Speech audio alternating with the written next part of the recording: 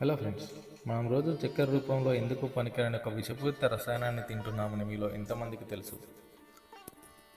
భారతీయ సంస్కృతిలో తీయని పదార్థం లేనిదే భోజనం పూర్తవదు. కానీ తీయదనం కోసం మన పూర్వీకులు బెల్లం లేదా పటికను ఉపయోగించేవారు. బెల్లం తయారీ సింధు నాగరికత నుండి ప్రారంభం అయిందని మనకి చారిత్రక ఆధారాలు తెలియజేస్తున్నాయి. ఎటువంటి రసాయనాల వాడకం లేకుండా కేవలం వండడం వల్ల మాత్రమే బెల్లం తయారు చేసేవారు.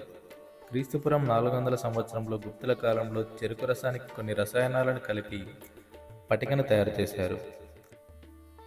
చరక సంహిత ప్రకారం ఆ రసాయనాలు చెట్ల నుండి తయారు చేయబడేవి మరియు ఎటువంటి హానికర పదార్థాలు కావు.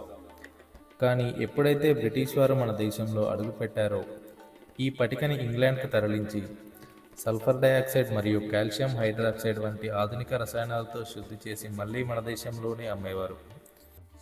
ఇలా తయారు చేసిన చక్కెరలో శక్తికి సంబంధించి క్యాలరీస్ తప్ప ఎటువంటి విటమిన్స్ ఉండవు. కానీ బెల్లంలో జింక్ లాంటి విటమిన్స్ ఉండడం వల్ల ఆయుర్వేదంలో కూడా వాడేవారు. బెల్లంలో ఉండే ఐరన్ రక్తహీనతను నిరోధిస్తుంది, ఫైబర్ కంటెంట్ మలబద్ధకాన్ని నిరోధిస్తుంది మరియు రక్తాన్ని శుద్ధి చేస్తుంది, ఇమ్యూనిటీని పెంచుతుంది.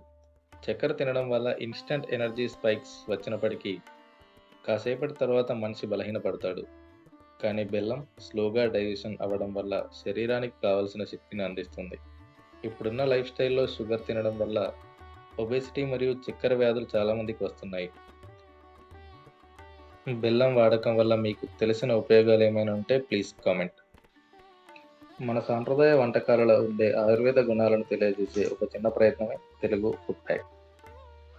Please subscribe Telugu food packs for more videos.